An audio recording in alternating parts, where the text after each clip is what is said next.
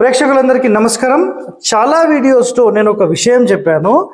దక్షిణం ఫేసింగ్ ఎవరైతే ఇల్లు కడుతున్నారో, ఇలా దక్షిణం ఫేసింగ్ ప్రధాన ద్వారం దక్షిణంలో మనం పెట్టినప్పుడు ఎట్టి పరిస్థితుల్లో కూడా వాయువ్యంలో సెప్టిక్ ట్యాంక్ పెట్టకూడదు.